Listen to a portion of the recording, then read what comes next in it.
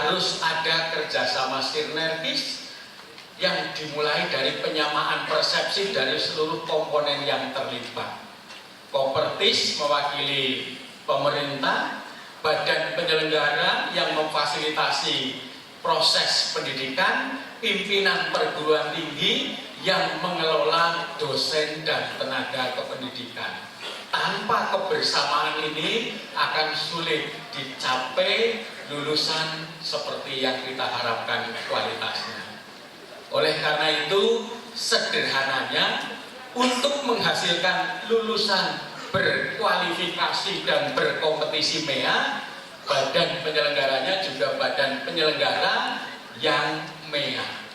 Rektor, direktur, ketua juga yang bervisi ASEAN Economic Community. Dosen juga harus dosen yang berkapasitas MEA, juga tenaga kependidikan.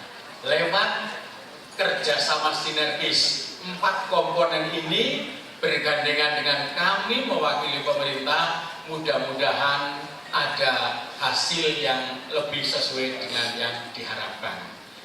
Meski ini memang suatu proses, tapi kita mengawalinya ini.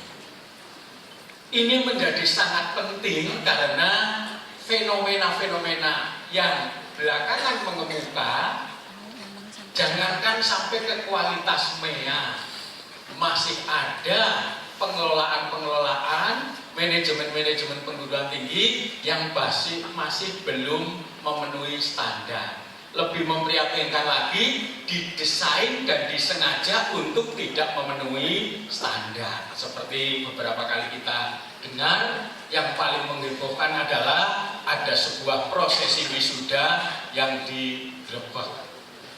Ini contoh paling sederhana. Oleh karena itu, Ibu dan Bapak, mari kita bersama-sama menatap ke depan dengan optimisme kondisi-kondisi yang ada, yang memang tadi dari sisi kesiapan masih ketinggalan. Ini tidak menjadi gangguan optimisme kita, tidak menjadikan kita rendah diri atau kita pesimis, apalagi panik. Tapi ini menjadi pemicu, dan hemat saya perguruan tinggi harus garda terdepan yang menunjukkan gengsengnya, menunjukkan bangkitnya menghadapi era MEA.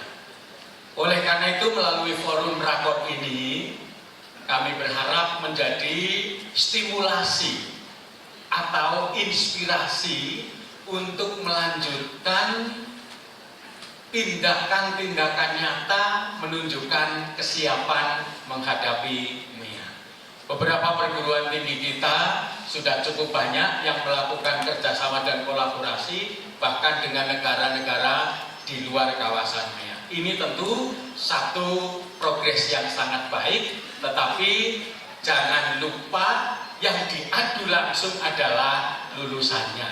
Sehingga tentu tidak boleh terjadi kerjasama institusinya dengan luar negeri sangat hebat dan sangat banyak, tetapi saat lulusannya berhadapan dengan lulusan dari perguruan tinggi lain kalah sebelum bertanding. Karena masih terlalu berbau luar negeri saja, kadang-kadang kita sudah kalah mental. Saya sering menyampaikan dalam berbagai forum, asal baunya luar negeri seolah-olah selalu lebih baik, sehingga di lingkungan masyarakat kita sering masih terjadi fenomena sekadar baju bekas saja kok kalau dari luar negeri lebih dihargai ketimbang baju baru kita. Ini tentu pola pikir yang harus kita rubah, dan mahasiswa menjadi salah satu kunci yang akan mengedukasi pemerintah merubah ini, masyarakat merubah ini. Itu Ibu, Bapak, kira-kira alur latar belakang yang menjadikan tema rakor kali ini mengangkat dan memantapkan persiapan kita sebagai perguruan tinggi, sebagai badan penyelenggara. Mohon nanti tindak lanjut di kampus Bapak dan Ibu sebagai dosen dan sebagai tenaga kependidikan yang siap menghadapi era yang 3-4 bulan ke depan sudah akan terjadi, yaitu pasar tunggal ASEAN. Di luar itu tentu saja Ibu dan Bapak, mengapa kami memilih narasumber tim evaluator pendirian perguruan tinggi yang akan meninjau aspek hukum, juga Dirjen Kelembagaan dan Inspektorat Jenderal, karena upaya peningkatan manajemen juga masih menyimpan beberapa persoalan yang perlu dicerahkan langsung bertemu dengan narasumber yang kompeten dan berwenang. Yang belum memenuhi syarat juga beberapa faktornya terkait dengan faktor belum lengkapnya dokumen-dokumen yang menunjukkan keabsahan aspek hukum. Juga isu tentang nisbah dosen. Yang ini sudah sedikit difasilitasi melalui terbitnya Peraturan Menteri Ristek Dikti nomor 26 2015 terkait dengan difasilitasinya usulan NIDK nomor induk dosen khusus yang ini bisa merekrut dosen-dosen yang berasal dari PNS dosen atau PNS non dosen yang pensiun tetapi masih sehat dan memenuhi syarat, bisa diterima oleh yayasan sebagai dosen tetap, diusulkan NIDK-nya dan memiliki status dosen tetap yang bisa untuk menghitung rasio dosen mahasiswa. Mudah-mudahan dengan tambahan kemudahan ini segera terselesaikan salah satu persoalan berat kita, yaitu nisbah dosen yang ini sedang berproses.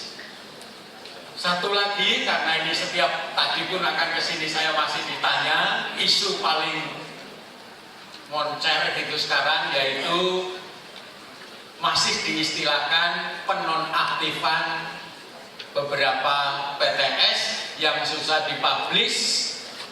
Awalnya 243 secara nasional, lalu dari 243 dari wilayah kita ada 4 itu yang 2 itu memang sudah tidak melakukan aktivitas pembelajaran 4-5 tahun yang lalu, jadi memang ini sudah tidak ada di dalam peredaran kita.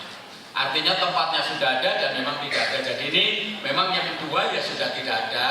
Sedang yang 2 kasusnya adalah laporan akademik, yaitu 6 semester berturut-turut lalai melaporkan